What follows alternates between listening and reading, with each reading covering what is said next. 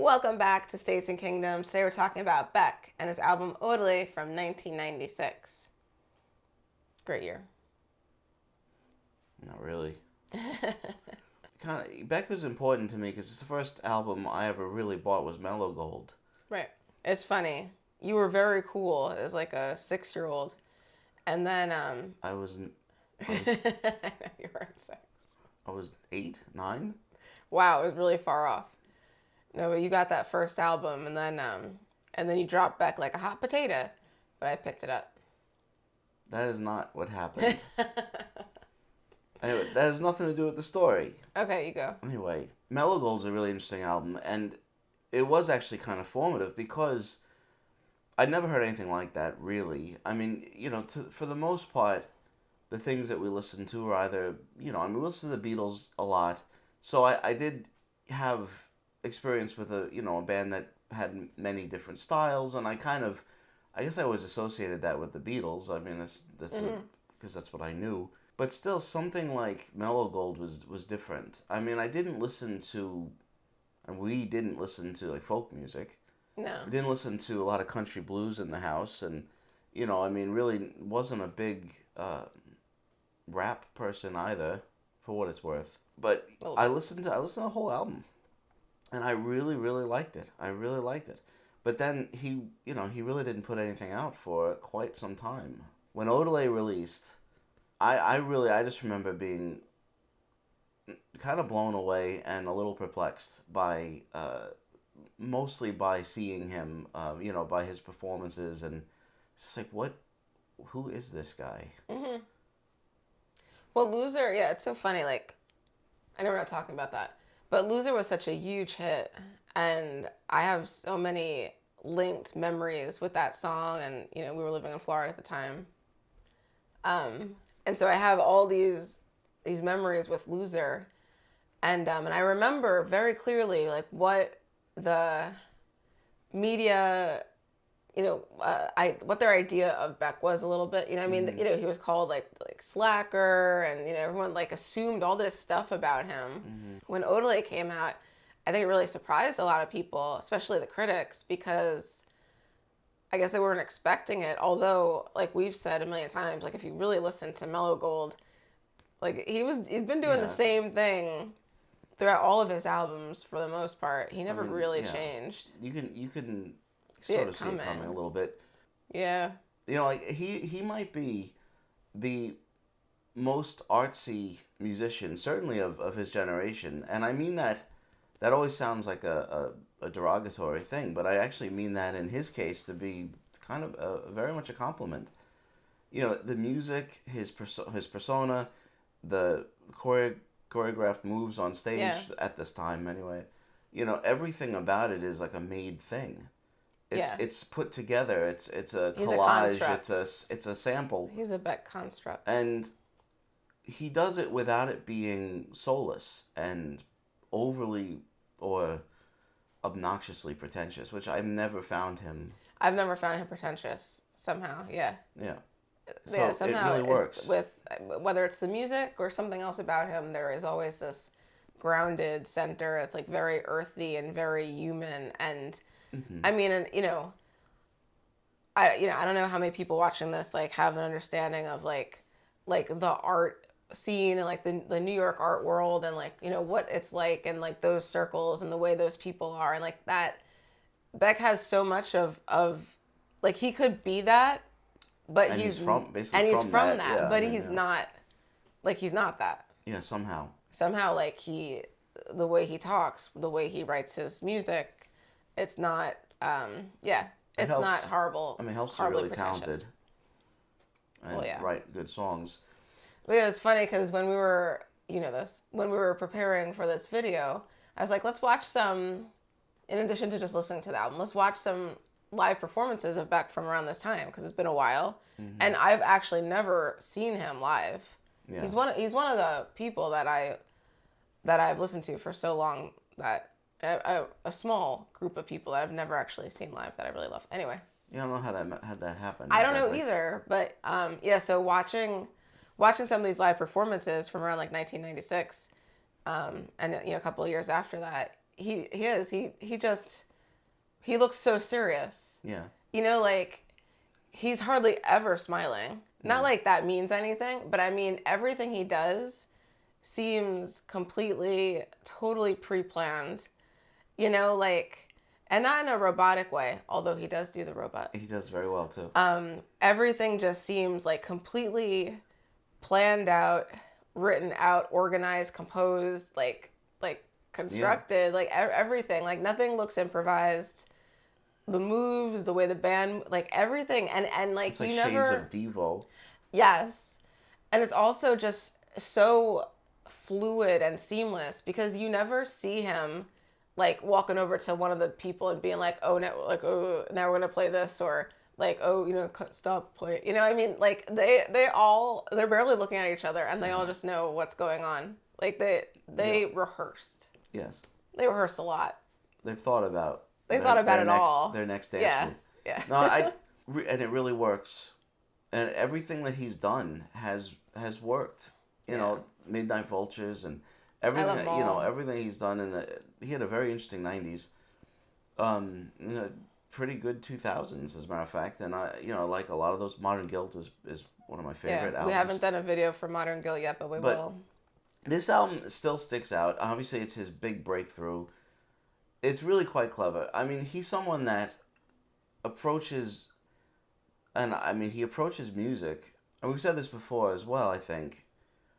The way he uses samples is basically like he's in a folk tradition, and he's just incorporating elements of other, people's music, the same way a folk singer would sing a song that someone else had sung, and they all, and you just keep passing down those songs, adding your own thing to it, or maybe not. I don't know if there's anyone else that did that. This album has quite a few samples on it. Yeah. But they're also interwoven, and I mean, you don't that's the whole idea. You don't even like necessarily pick up on one, or it's not so obvious. Like, I hate to, point a finger, but there's some rap songs. Oh, well. Where, sure. The sample is the song, and you know. Oh, yeah. Well, there's never anything that like, not lazy. that overt. No, and he blends samples with played instruments, things that are kind of also taken from other things. Yeah. So the whole thing Very clever. And yet it's not a pastiche. It's more like a collage, but it isn't that cut and dried. It isn't that. And not every song. Pretentious. Not everything is the same. It actually it is a real musical process of borrowing and and the way he does it is really very much fun. I mean, there are songs here that are fairly Beatley, but because he took elements of certain songs, but he makes them his own. I mean, and the way he does it, there are people like Brian Jonestown Massacre that was sort of taking 60s things and making it his own. You'd sort of, at the time as well, I thought, well, Beck's doing something. He's doing the same thing. Not really. Mm-hmm.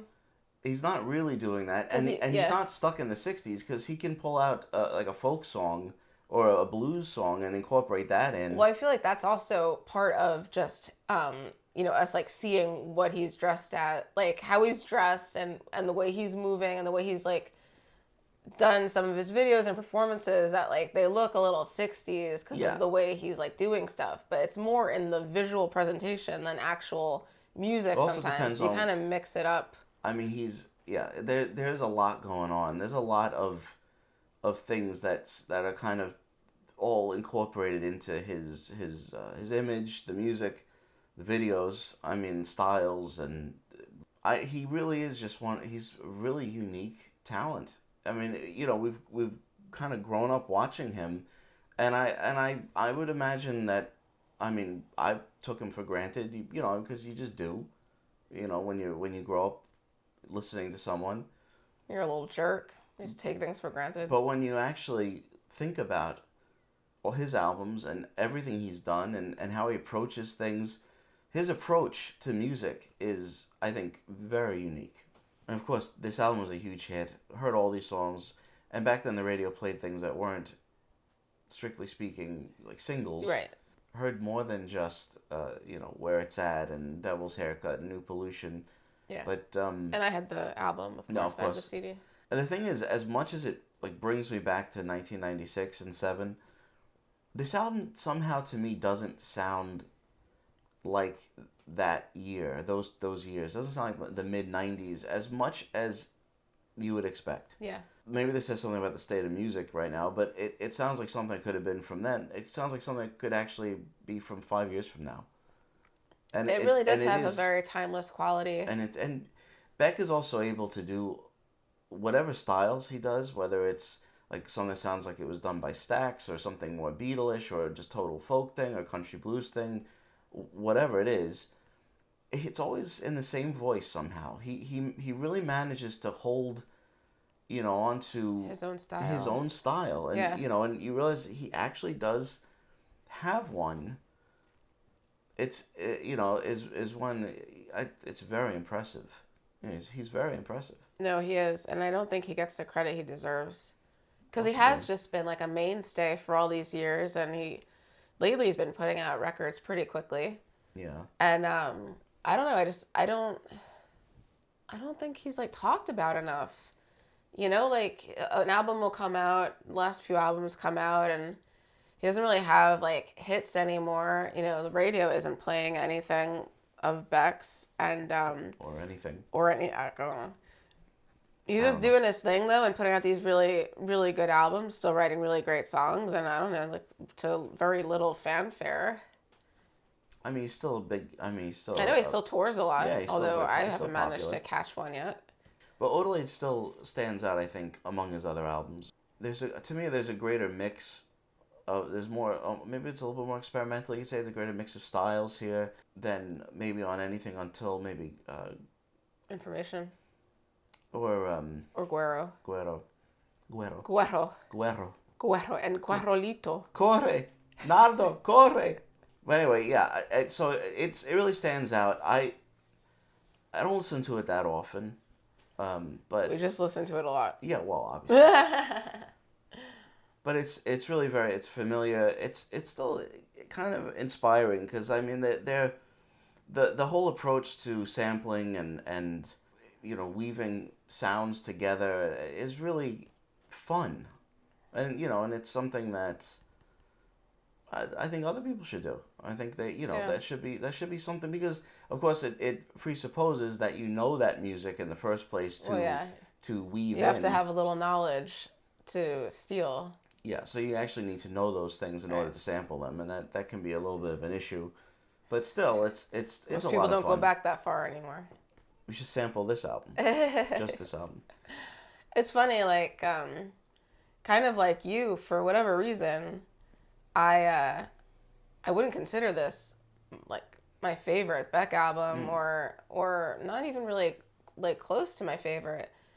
I still love it, and I still know how great it is, but, yeah, it's been actually really fun listening to it a lot, in preparation for this lovely discussion. Because it's really fun. It is really a fun album. Just fun and easy to listen to, and there's a lot here to kind of sink your teeth into. Your ear teeth. So thank you so much for watching our discussion of Beck's Odelay. Please let us see what you think of this album in the comments. Make sure to like this video, and please subscribe to States and Kingdoms, and we will see you next time.